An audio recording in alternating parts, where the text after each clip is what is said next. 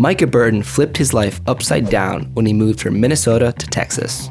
I was kind of like a little bit of like homesick, but I think it was a good transition and I'm glad to be here. Over the last year, he's been consistently called into youth national team camps.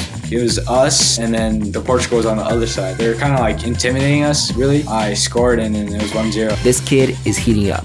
But before we get to what's next, why Austin FC? Yeah, thanks for having me, obviously. But of course, Austin FC is for sure like a rising club, great city, and like the ownership group is awesome. The coaches, Austin FC is one of the clubs that's going to be one of the top teams in the MLS for sure. So you moved all the way from Minnesota to Austin. You flipped your life around. Coming to Austin and Minnesota, obviously the climate and the temperatures are a little bit different, but it was a good transition, and I'm glad to be here with Austin and.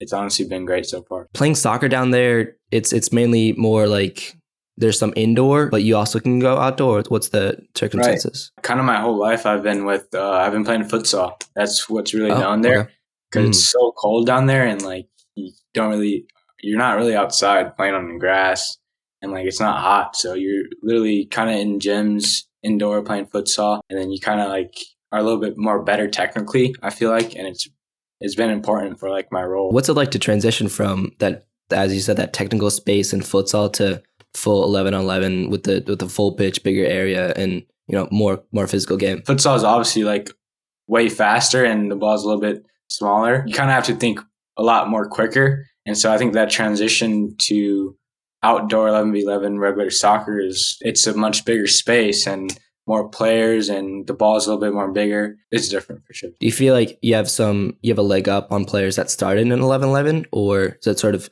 you learned some things and then you improved on others, and it's sort of like a balance, or maybe better to start futsal? The culture I grew up was futsal, and like there's some things I still do outdoor. Like my touch is with the bottom of my foot. When you wear cleats, you don't really use the bottom of your foot, so.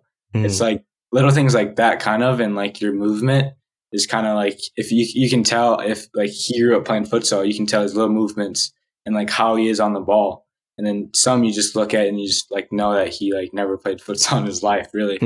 Again, moving from Minnesota to Austin, is that sort of common in your age group? Do you see guys like that moving to Austin, moving across the country? Or are you in the minority? There's a lot of kids on my team, obviously, that came out of state. Texas is so big that a lot of kids are coming, I'd say like 4 hours, 5 hours away, and they live with the host family or they live together. I was actually one of the first players to be in a host family here in Austin. And yeah. How's that working out, the host family? So I've been in Austin last year, August, and then I live with two families. So last year before that, I lived with this one family, and sadly, he got cut out of the team from not making it. And then this year, I'm with the new host family. They're like my second family, and we're like super tight and super close. And it makes it a little easier on the not being at home.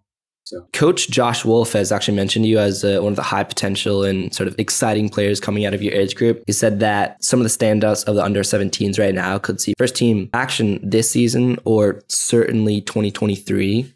Thoughts? Yeah.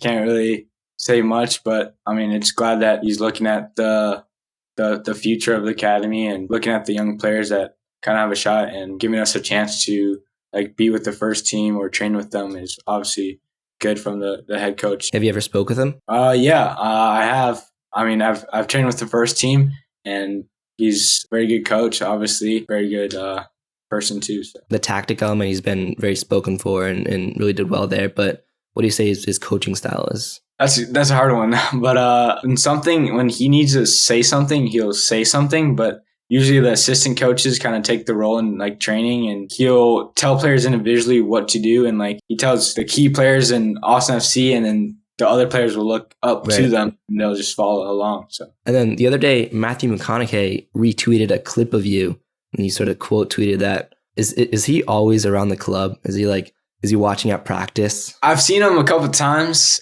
and like I think he's been out in like training sessions with the first team and stuff like that. And then obviously he comes to the stadium and with the drum and hits that. He's chanting and stuff like that. But definitely a huge part of the club. You mentioned before that players come from all around the the country, I guess, or maybe even further than that, to Texas. The other team that is doing that is FC Dallas, right? So Right. Austin versus FC Dallas. In your circumstance, was Austin just sort of the team that reached out and they made a connection, or was there other options around? When Minnesota actually ended their program, their academy. Oh, that's true. Yeah. For some reason, released all of the players, and so right when that happened, a lot of like academy teams and club teams, they were messaging me, calling me, emailing me, and my phone was just like kind of blowing up a little bit, and so I was like shocked because it was kind of hectic and it was like a lot at first, but I had to make a decision, and I think my top two were New York Red Bulls or Austin FC. And so New York Red Bulls is already kind of like established, right? Yeah. And so Austin FC is that club that is like building. And I knew that this club is going to be one of the biggest clubs in MLS. Austin told you that you would be part of a larger project. I'd say, yeah. Let's just say you would probably play a bigger role than if you were sort of smaller fish in a big pond at somewhere like New York Red Bulls. Right, exactly. That's how I looked at it and how my parents looked at it too. And I think that bigger fish, like you said, and that smaller club would be more better for me. Who do you room with in the US Under-17s in that pool? Yeah, I roomed with a couple guys, but I think the last trip I went to Argentina, Oscar Verhoeven. He's from San Jose in Florida in IMG. I roomed with Cruz Medina, which was pretty cool. Do you enjoy the socializing aspect of getting to know your teammates? Yeah, I think it's cool to like how similar you guys are and like the differences and like where you come from and how you started is really cool, and like making friends with a lot of different people that are kind of like the same talent as you or even better than you. It's just like a different culture and aspect. Yeah, so this 2006 cycle, sort of, correct me if I'm wrong, began in around November of last year and up until today. Right. You know, this is the beginning of the team that we just saw the U20s qualified for the Olympics and the World Cup. So in a couple of years, your squad is going to be in that same scenario. Yeah, I think so. I think mainly we're just trying to train and prepare for the CONCACAF and the World Cup, like what happened with the U20s, a pool of players that are just trying to like see how we play and the different styles we can play and trying to like kind of build that chemistry a bit before we head into that big tournament. Talk through maybe some of the bigger games that you've played, like that Portugal and Belgium. You scored and maybe I believe assisted in one of the other ones. So, you know, these are big teams, big players. So I think the Portugal game, I think we had to win that game to win the league. Before that, so we shared a hotel with them, right? And so we had lunch, and then after lunch we played. It was us, and then the Portugal was on the other side. And so they were like they're singing Justin Bieber, Love Yourself, and like trying to like be in our heads before the match even started. They were kind of like intimidating us, really. And so like even our coach even said like show them like what's up and like be ready, you know. I didn't start, and so I was kind of bummed out. Whatever you get, you just gotta like play. I came in the second half, and then I think the first 5 minutes I scored, and it was 1-0, and I was ready to go. And so after that, we won 2-1. We deserved it for sure. Was that maybe one of the more important games you felt that atmosphere? Like it meant so much to us and like all of us, because a lot of people they don't like have the respect for like the U.S. and U.S. soccer. And so I think it was good to make a statement for ourselves and for like everyone watching. So it was good. How do you do under pressure? I don't really let pressure get to me, really. I think I kind of like block everything out. I think when I'm on the field, like nothing is really like getting to me. It's just me, myself on the field, and whatever I got to go through, I got to go through. When the atmosphere gets loud and stuff, are you really just nothing? Actually, it kind of like motivates me a little bit more. Like it gives me a little bit of like more energy and like boosts me up a bit. So I think that's always good to have, but it doesn't really have a negative effect. Going into a game, are you already hyped up? I try to stay calm. I don't try to like blast music into my ears and get like pre-hyped and stuff, because I think it just wastes my energy. So I'm calm and like locked in, to be honest. So what's that process like? Are you meditating or like listening to a podcast? I just kind of listen to like, I'll say some chill, sad music, really kind of puts me in like locked in. Yeah. And then who you listen to? I listen to like some Juice. Maybe not that, but like maybe some like sad music, like some Okay. Dean Lewis. I don't know if you know him. Some Dean Never Lewis, heard of him. Lewis Capaldi or something like that. Just some like chill, relaxed music. But then when it's like game time and like you're putting on your cleats, then I'll put like some Bad Bunny, maybe some Lil Baby, like some hype music. Besides music, anything else you do? I'm really getting into like I like maybe golfing. Golfing's like I'm trying to get better at it. I'm not like the best guy at it, but You ever watch any streamers, Twitch, YouTube? to be honest, I don't really like watch anyone play games really. But I say this because I was definitely stalking your Twitter and I saw that you liked to tweet from Aiden Ross. So oh yeah, Aiden Ross was like I used to watch him when it was like a little bit of like homesick really, and so I think watching it would be like that guy is just like joking around and just putting a smile on your face. Really. I haven't been home since in I think 7 months, 8 months. Wow. And so it's been tough, but the last time I went back home was in Christmas, which was Christmas break. Summer, I'm definitely going back home. It's gonna be nice to see my family. Yeah, where's your family from? My mom is from the U.S. and my dad is from the U.S. too.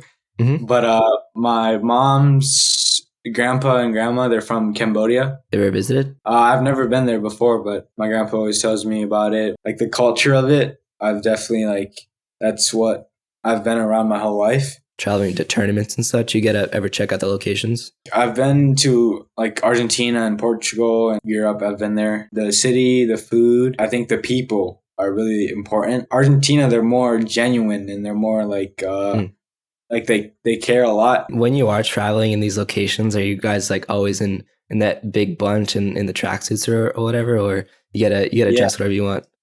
Yeah, so there's usually like a dress code, and we have our polos and stuff like that, our U.S. polos. You ever get stopped or like, hey, I know that badge, and then you're like, yeah. Play for them. Yeah, there's definitely there's been a few times where they've asked me about the crest. Are you playing for them or are you on the team? And I'm telling them like, yeah, I mean, I'm playing with the U.S. U17's national team, and like we have a camp here, and then we're gonna go train and scrimmage and play and have some friendlies and stuff like that. Maybe one day they'll stop you, not just for the bad, but hey, I know Micah, right? Right. That'd be cool. Yeah, for sure. One day. All right, so let's get into our final segment here. I'm calling it Added Time, right? Who's the player you admire most? Bernardo Silva. He's definitely a player that I kind of like look at, and I think I watch him a bit, and I think he kind of reminds me of how I play and the style. An artist that you never skip in your playlist. Ooh. Do you know Rod Wave? Yeah, I know Rod Wave. Yeah. Never skip him. He's still like on the somewhat come up phase, right? Yeah. I mean, he's definitely one of my favorite artists, and he gets me in my feelings a little bit, but you should never skip him on my playlist. What makes you angry? Like a little pet peeve of mine is probably manners. Like if you don't have manners, like if I open the door for you and you just walk in and don't say thank you, then I'm like, come on. Best piece of advice. I am who I am. I think that's a good simple one, because I think a lot of people nowadays, they try to like be someone else and not be themselves. Just be yourself, and like people are gonna accept who you are. Where do you see yourself in 5 years? In 5 years, hopefully I'm in Europe playing over there, or hopefully I'm playing in the World Cup. Is really my ultimate goal. So Love to see you there. Micah, thanks so much for your time. Appreciated the interview and look to see you again forwards on in Austin. It's my hometown, and US Youth National Team. Awesome. Thanks for having me. See you guys.